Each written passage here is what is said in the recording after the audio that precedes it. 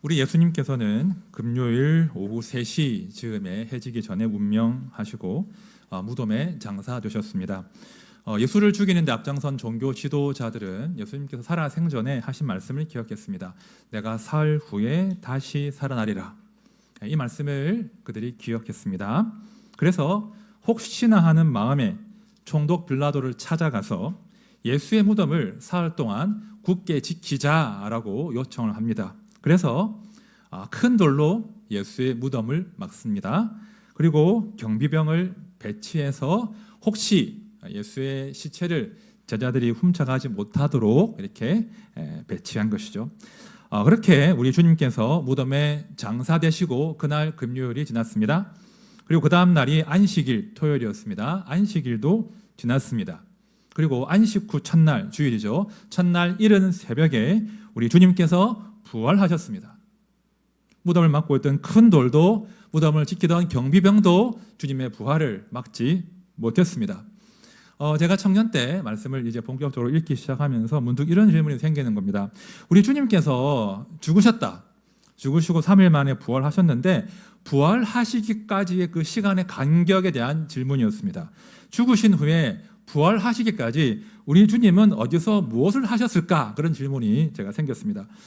당시 이제 철학을 공부할 때니까 신존재의 존재론적인 사유를 한 것이죠. 만약에 하나님께서 예수님이 하나님이시라면 예수님께서 단 1초라도 그 존재가 멈출 수 없다. 단 1초라도 존재하지 않는 그 영과 인격이 존재하지 않는 순간이 있으면 안 된다. 다른 말로 하면 예수님이 죽으신 후에 정말 의식이 완전히 없는 상태로 계시다가 짠 부활하신 것이라면 그런 사람은 하나님이 될 수 없다. 이런 생각을 제가 한 것입니다. 우리 주님이 그 사흘 동안 과연 무엇을 하셨을까? 저는 추론하기를 우리 주님은 그 사흘 동안 죽음의 세계 하데스, 음부로 내려가셨을 것이다. 음부에 내려가셔서 사망의 권세와 싸우시고 사망의 권세를 제압하시고 그들에게 승리를 선포하신 후에 그 승리의 증표로 부활하신 것이다. 더 이상 사망이 우리를 지배할 수 없는 그 승리를 당신의 부활로 선언하신 것이다. 그런 이제 추론을 한 것이죠. 얼마나 가슴 벅찬 추론입니까? 주님이 부활에 앞서서 죽음과 싸우시고 이기셨다. 이런 생각 해보셨죠, 다들? 아침에 아내한테 이런 질문을 하니까 그런 생각을 왜 했어요? 라고. 그런데요, 나중에 보니까 저희 이런 생각은 전혀 새로운 게 아니에요. 초대교회 신앙 고백이 사도신경이잖아요. 사도신경에 이것이 그대로 드러나 있습니다. 지금 우리는 사도신경 할 때 이렇게 고백하지요. 장사된 지 사흘 만에 죽은 자 가운데서 다시 살아나셨으며 라고 고백합니다. 그러나 원래 사도신경은 이렇습니다. 장사되시어 지옥에 내려가신 지 사흘 만에 죽은 자 가운데서 다시 살아나시며 이렇게 되어 있던 것인데 이제 한국에 교회가 들어오고 교단별로 뭔가 정리하는 과정에서 지옥에 내려가신 지 이 부분을 이제 삭제를 해버린 것입니다. 사실 종교개혁자 장 칼뱅은 지옥에 내려가신 지 이 부분을 절대 빼면 안 된다라고 강하게 주장했습니다. 마틴 루터도 이 대목을 그리스도의 죽음의 승리에 대한 해석이다라고 풀이하면서 굉장히 존중했습니다. 다행스럽게도 저희 교단에서는 이제 이 지옥에 내려가신 지 이 부분을 다시 사도신경에 넣기 위한 어떤 신학적 검토 작업을 시작했다는 말을 제가 들었습니다. 여러분, 우리 주님께서는 죄와 사망의 권세와 싸우시고 승리하시고 그 승리의 증거로 부활하신 것입니다. 우리 주님은 죽은 자 가운데 무덤에 계시지 않고 살아나셔서 우리 모두의 산 소망이 되신 것입니다. 이제 사망은 더 이상 왕노릇할 수가 없습니다. 사탄은 더 이상 죄와 사망의 권세로 우리를 지배할 수가 없습니다. 이제는 생명의 성령이 지배하는 새로운 시대가 예수의 부활과 함께 열린 것입니다. 그런다 말입니다. 그런 시대가 열렸는데 오늘 말씀을 잘 보시면 제자들은 그 부활의 기쁨을 전혀 누리지 못하고 있더라는 거예요. 이게 무슨 말인가? 예수 그리스도의 부활과 그 부활이 이루어낸 우주적인 승리가 있는데 제자들의 현실적인 삶 사이와는 엄청난 괴리가 있다는 거예요. 부활하시고 승리하셨는데 그들의 삶은 그러하지 못했다는 것입니다. 자, 오늘 본문 1절부터 3절의 말씀을 제가 다시 빨리 읽어볼게요. 안식일이 지남에 막달라 마리아와 야고보의 어머니 마리아와도 살로메가 가서 예수께 바르기 위하여 향품을 사다 두었다가 안식 후 첫날 매우 일찍이 해 돋을 때에 그 무덤으로 가며 서로 말하되 누가 우리를 위하여 무덤 문에서 돌을 굴려주리요 하더니, 자, 이미 주님이 부활하셨습니다. 그죠? 부활하신 때예요. 지금 세 여인이 왜 예수님의 무덤으로 가죠? 부활하신 예수님을 만나기 위해서? 혹은 예수님의 부활을 기대하면서 갔습니까? 아니죠. 왜 갔습니까? 그 시체에 향품을 바르기 위하여 갔습니다. 사실 우리 주님은요, 우리가 마가복음을 쭉 보고 있지만 제자들에게 수차례 나는 죽을 것이고 나는 3일 만에 부활할 것을 말씀하셨습니다. 마가복음 8장 31절에서 9장 31절에서 10장 34절부터 34절까지 분명히 말씀하셨습니다. 이 대목이 되게 재밌어요. 보십시오. 예수를 죽인 종교 지도자들은 예수의 말씀을 기억하고 혹시나는 마음에 예수의 부활을 대비했습니다. 그렇죠? 그러나 예수의 제자들은 예수의 말씀을 까맣게 잊어버린 것입니다. 그래서 예수의 부활을 기대하는 것이 아니라 예수의 시체에 향품을 바르기 위해서 갔다는 거예요. 자, 그러나 아무튼 그럼에도 불구하고 이 여인들의 용기가 대단하지 않습니까? 그죠? 십자가형을 받았다는 것은 로마의 반역자라는 의미인데 그 반역자의 시체에 향품을 바르기 위해서 갔습니다. 큰 돌이 막혀 있고 경비가 지키고 있는데 용감하게 간 것이죠. 마지막까지 최선을 다한 것입니다. 그때 남성들은 뭐 했습니까? 보험사의 증언에 따르면 슬퍼하고 울고 있는 중에라고 증언하고 있습니다. 모든 보험사가 동일한 증언을 하고 있습니다. 여성들은 그래도 예수에게 마지막까지 최선을 다하는데 남성들은 크게 낙담했습니다. 네, 많은 것들 시사한다고 좀 봐요. 남성들 더 힘을 내야 됩니다. 자, 아무튼 이렇게 세 명의 여인들이 무덤을 찾았는데 말입니다. 어떤 광경을 목격합니까? 돌이 굴려져 있습니다. 경비병들은 보이지 않습니다. 굴 안에 들어갔는데 흰옷을 입은 청년이 앉아 있습니다. 딱 봐도 천사예요. 그 천사가 이렇게 말을 합니다. 너희가 십자가에 못 박히신 나사렛 예수를 찾는구나. 그가 살아나셨고 여기 계시지 않고 아니하니라. 보라, 그를 두었던 곳이니라. 빈 무덤을 딱 보여주면서 그가 살아나셨고 여기 계시지 아니하니라. 보라, 그가 누웠던 곳이라. 놀라운 예수의 부활의 소식을 전합니다. 만약 여러분들이 이 여인이라면, 만약 여러분들이 이 소식을 듣는다면 어떻게 반응했을까요? 막 기뻤을까요? 막 이 말을 믿었을까요? 자, 마가복음의 증언을 봅시다. 8절이에요. 여자들이 몹시 놀라 떨며 나와 무덤에서 도망하고 무서워하여 아무에게 아무 말도 하지 못하더라. 기뻐하기는커녕 너무 놀란 거예요. 너무 무서운 거예요. 그래서 아무 말도 못했다는 거예요. 예수가 부활했다는 소식을 전하지 못합니다. 부활하셨으나 부활은 여전히 제자의 삶과 괴리가 있는 것입니다. 자, 이런 혼란스러운 상황에서 이제 예수님이 친히 제자에게 자신을 보이십니다. 제일 처음 누구에게 보이십니까? 막달라 마리아에게 보이셨다고 해요. 예수의 무덤을 찾아왔던 그 세 명 중에 한 명입니다. 마리아가 주님을 만납니다. 마리아가 정신을 차립니다. 그리고는 제자들에게 가서 예수님이 랍비가 살아나셨다, 주님이 살아나셨다라고 증언을 합니다. 그런데요, 제자들이 어떻게 했을까요? 그 말을 믿었을까요? 자, 11절 말씀 우리 다 같이 봅시다. 11절 시작. 그들은 예수께서 살아나셨다는 것과 마리아에게 보이셨다는 것을 듣고도 믿지 아니하니라. 마리아가 주님을 너무 사랑해서 슬퍼하다가 기진한 나머지 헛것을 보았구나, 이리 해석을 한 것이죠. 그죠? 또 당시는 그 여인들의 증언을 이렇게 비중이 다르지 않았거든요. 이 마리아가 헛것을 보았구나, 믿지 않습니다. 자, 그 다음에요, 이어지는 말씀을 보면 이제는 여성 한 명이 아니라 남성 두 명에게 주님이 나타나십니다. 12절과 13절이 그 말씀이에요. 그런데요, 남성 두 명이잖아요. 이게 되게 중요한 숫자예요.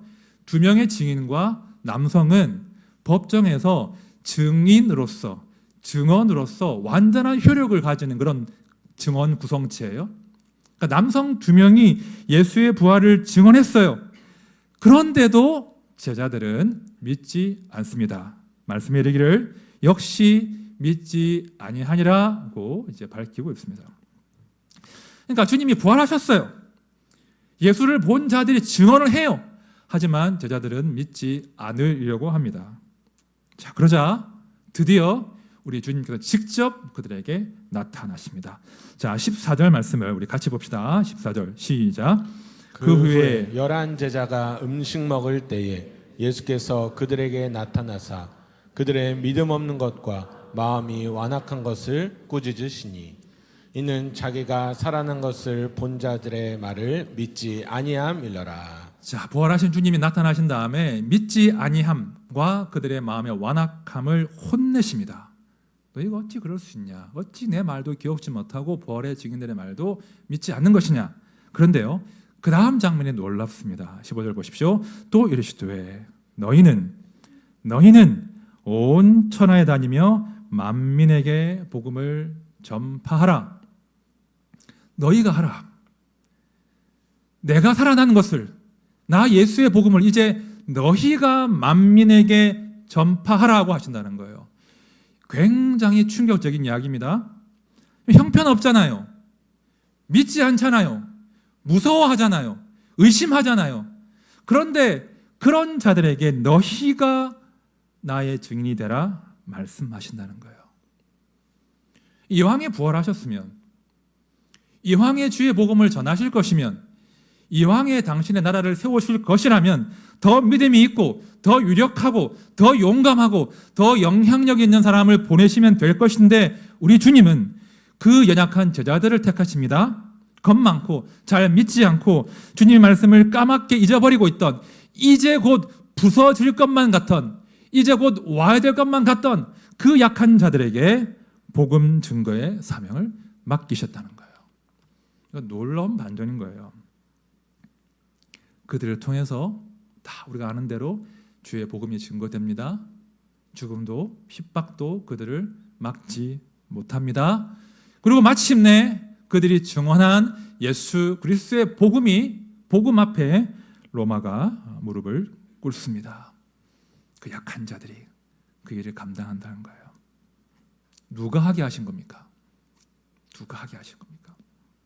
여러분, 무덤을 막고 있던 돌을 우리 하나님이 치우셨잖아요. 우리 주님이 치우셨잖아요. 왜 치우셨을까요? 굴 치우고 나오시려고 치우셨을까요? 아, 나 부활했는데 이렇게 돌 치우고 나가야지 하고 돌을 치우셨겠습니까? 우리 주님은 부활하신 이후에 공간을 초월하시잖아요. 문을 걸어 잠근 가운데 나타나시잖아요. 우리 주님은 돌이 막고 있어서 나오실 수 있어요. 왜 돌을 치우셨을까요? 누가 뭐라고? 제자들이 뭐라고 치신 거예요? 여기 그가 그를 두었던 곳을 보라. 그가 여기 계시지 않다. 제자들이 무덤 안으로 들어와 빈 무덤을 보라고 예수께서 돌을 치우신 것입니다. 여러분, 부활하신 예수를 제자들이 찾아갔습니까? 아니죠. 그들은 예수의 시체를 찾아간 것입니다. 제자들이 예수를 찾은 것이 아니라 부활하신 예수께서 직접 제자를 찾아가신 거예요.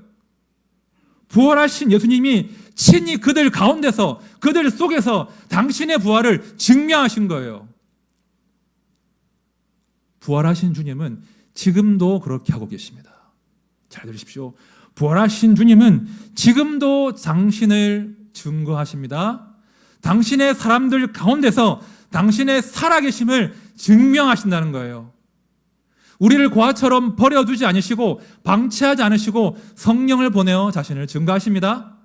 그리고 지금도 하늘 보좌 우편에서 당신의 사람들을 위하여 중보하시고 간구하십니다. 부활하신 주님은 성도들의 교회의 살아있는 산 소망이 되신다는 거예요. 우리 주님이 교회 가운데 하십니다. 그래서 그 교회로 하여금 기어이 부활의 증인으로 살도록, 부활의 능력 가운데 살도록 우리 주님이 하신다는 거예요. 그래서 여러분, 교회는 소망이 있는 거예요. 주님이 함께 하시기 때문에. 오늘 부활주일이죠. 그리고 너무 뜻깊게도 우리 교회 설립 만 4년을 기념하고 감사하는 그런 주일입니다. 제가 지난주에 사진을 되게 많이 찾아봤어요. 제가 가진 사진들, 홈페이지 사진들 보면서 지난 4년간의 추억들을 제가 쭉 봤는데 함께 나누고 싶었어요. 제가 설립 초기의 사진들을 좀 보여드릴 거예요. 제가 보여드릴 텐데 우리만 있었던 게 아니라 주님이 함께 하셨다. 그런 눈으로 한번 사진을 보시겠습니까? 제가 설명을 드릴게요. 이 사진은 한참 좋을 때, 아무도 모를 때, 부목사 시절에 준비할 때입니다. 천천히 좀 사진을 처음부터요. 제가 말씀드리면 넘겨주십시오.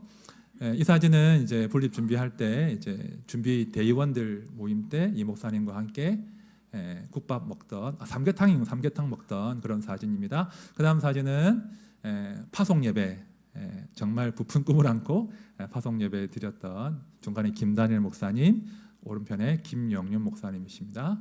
그 다음 사진이요. 이 사진은 저희가 이 3층 이 공간이에요. PC방을 다 철거하고 말끔해진 그런 상태의 3층 모습입니다.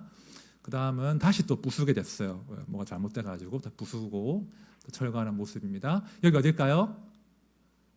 여기 3층 대배실입니다. 저 오른쪽 끝에, 왼쪽 끝에 그 창문 보이시죠? 이 문입니다. 그 다음에요. 어딜까요? 7층입니다. 그 다음에요. 어딜까요? 여기는 7층에 있는 초등부실 모습이에요. 공사할 때 모습이고요.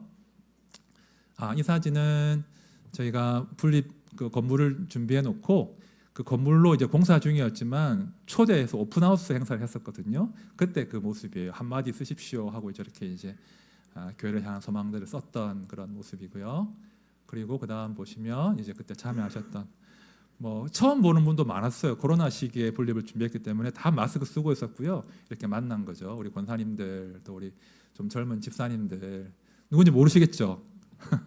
마스크 쓰고 있어서 또 젊은 또 가정 아이들 데리고 왔고요. 자녀입니다. 여기 보시면 이제 분립 준비 기도의 모습인데 모을 수가 없어가지고 영상으로 같이 분립 준비하던 그런 모습이에요. 그리고 좀 젊을 때 저의 모습입니다. 네, 그 다음에 우리 또 분립 준비 찬양 같이 드림센터에서 찬양할 때 그런 모습입니다. 그 다음에요, 이 사진은 이제 저희가 공사를 다 마치고 입주 전에 입주 청소하는 장면이에요. 우리 봉사분과의 두 언니들 권사님이 열심히 하시죠. 이제 또 7층 정리하는 모습. 그 다음이요, 네, 계속 초등부죠. 네, 그 다음, 바깥 테라스 창문 청소하시는 모습 보이죠?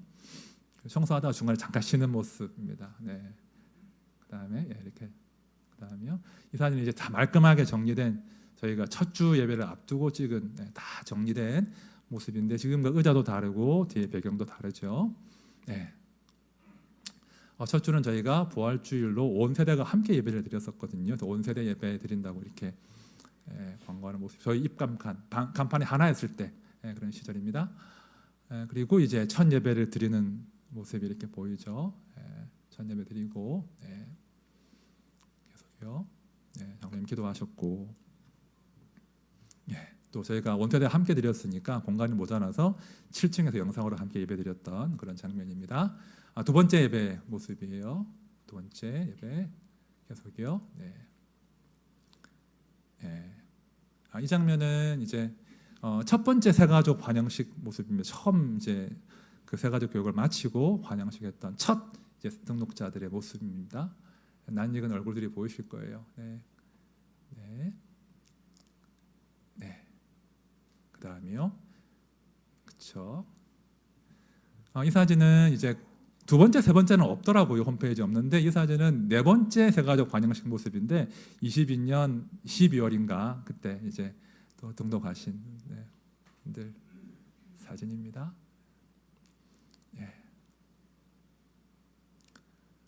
이 사진은 이제 또 첫 번째 의미를 제가 많이 담았는데 첫 번째 유아 세례식 모습이에요. 우리 강우란 친구와 또 우리 이예리가 이 사진은 두 번째 유아 세례식인데 우리 가인이가 유아 세례 받는 그런 모습이고요. 세 번째 유아 세례는 사연이 있는데 코로나 때 유아 세례를 못 받은 거예요. 그래서 큰 애들도 받을 수 있냐 문의를 해주셔서 두 발로 걸어서서 유션이하고 소희가 이렇게 유아 세례 받는 모습입니다. 그 다음은 이제 이 사진은 첫 번째 입교식 장면이에요. 첫 번째 입교식.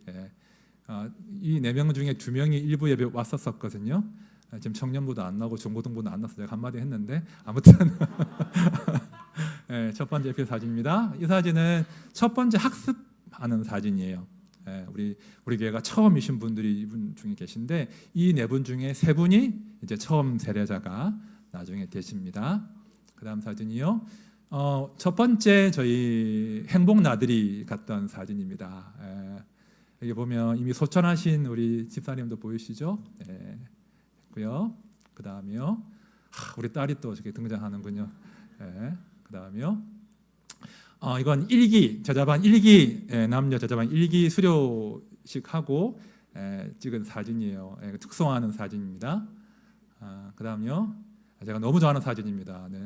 아주 얼마나 감격적으로 찬양하든지 제가 너무 좋아하는 사진입니다. 네. 이 감격을 다시 회복합시다. 그리고 이제 사진. 네, 이 사진은 이제 2기 제자반 2기 1기만 하면 서운해할 것 같아요. 2기 수료했던 사진입니다. 이 사진은 최근에 했던 사역반 2기 수료했던 그런 모습입니다. 이 사진은 이제 만 2년이 통과되는 시점 2주년 그때 감사 예배 때 사진입니다. 네, 사무실이 아주 풍성했었죠. 지금은 사무실이 좀 비어가는데 우리 젊은 부부들 좀 더 힘을 냅시다. 아무튼 네, 이렇게 방송실 봉사하시고요. 또 아이들이 함께했죠. 전 5세대 예배로 드렸던 시간입니다. 우리 찬영이 딴짓하고 있죠. 예배 안 드리고 그런 사진도 보이고요. 이제 마지막인데 저희가 23년도에 이제 그 종교인 야유회 또 종교인 단합회 같은 걸 했는데 그때 너무 힘을 쓰고 있죠. 줄다리기 하다 너무 힘들었어요. 다시는 안 할 겁니다. 저런 거 하면 안 되더라고요. 기뻐하는 모습 체조하시죠, 권사님. 네. 참 별로 재미없었던 것 같은데 되게 웃고 계셔서 되게 감사했습니다. 네, 이렇게 마지막 이제 같이 찍었던 그런 장면입니다. 네, 사진 끝났습니다. 더 보고 싶으시죠? 네, 홈페이지 가시면 많이 있습니다. 참 제가 이 사진을 보는데 너무 감사하고 감격적이었고 또 우리 동역자들 얼굴들이 참 너무 고마웠고 또 이런저런 사연으로 교회를 떠나신 분들이 또 보여서 또 서운하기도 하고 그립기도 하고 그랬습니다. 그리고 참 어떤 순간도 걱정 없이 두려움 없이 통과한 적이 없다는 것도 제가 알게 됐습니다. 한 순간도 걱정 없이 두려움 없이 통과한 적이 없다. 그런데 그 모든 순간에 저의 걱정과 우리의 두려움보다 은혜가 더 컸구나. 은혜가 결국은 우리의 의심과 두려움을 다 덮고 교회를 이끌어왔구나. 그걸 느꼈습니다. 그리고는 주님이 저에게 주신 마음이 그 모든 순간에 내가 그 자리에 있었다. 그런 마음의 감동이 있었습니다. 부활하신 주님께서 그 모든 순간에 우리 교회와 함께 하시고 성도와 함께 하시고 지금 여기까지 우리의 삶과 교회를 이끄신 줄로 믿습니다. 제가 분립 첫 주 설교할 때 본문이 고린도후서 4장 7절이었습니다. 우리가 이 보배를 질그릇에 가졌으니 이는 심히 큰 능력은 하나님께 있고 우리에게 있지 아니함을 알게 하려 함이니라. 제가 이 고백을 우리 공동체의 고백으로 삼읍시다 하고 목회를 시작했습니다. 그런데 우리가 질그릇이고 보배 되신 주님이 계신데 우리는 종종 우리의 연약함과 우리의 실수와 또 우리의 그 약함, 부서지기 쉬운 것들에 주목을 하죠. 지나치게 주목을 합니다. 그리고 또 의심이 되고 또 돌아보게 되고 겁이 나지요. 하지만 주님이 보배 되시고 주님을 닮고 있는 한 교회는 주님의 은혜로 성장한다는 것이죠. 제가 다시 한번 이 말씀 앞에를 우리 모두가 세우면 좋겠습니다. 이번에는 고린도후서 12장 9절입니다. 우리 다 함께 봅시다. 시작. 나에게 이르시기를 내 은혜가 내게 족하도다. 이는 내 능력이 약한 데서 온전하여 짐이라 하신지라. 그러므로 도리어 크게 기뻐함으로 나의 여러 약한 것들에 대하여 자랑하리니 이는 그리스도의 능력이 내게 머물게 하려 함이라. 자, 우리가 성도는 엄살 부릴 이유가 없어요. 우리가 약한 것들 때문에 엄살 부릴 이유 없어요. 왜요? 우리가 약할 그때, 우리가 약함을 통해서 그리스도의 능력이 증거되고 드러나기 때문이에요. 이 신비를 우리가 알아가셔야 됩니다. 우리 주님은, 부활하신 주님은 약한 자들을 통하여 당신의 부활을 증명하십니다. 우리 주님은 연약한 자들을 통하여, 교회를 통하여 그리스도의 능력을 증명하십니다. 그래서 우리가 교회를 향한 소망, 성도의 삶을 향한 소망을 결코 놓지 못하는 것입니다. 자, 지금 여기까지 우리의 삶을 인도하신 하나님, 지금 여기까지 하나드린 교회를 인도하신 하나님께서, 우리 주님께서 앞으로도 우리 가운데 계시고 우리 모두의 산 소망이 되실 것입니다.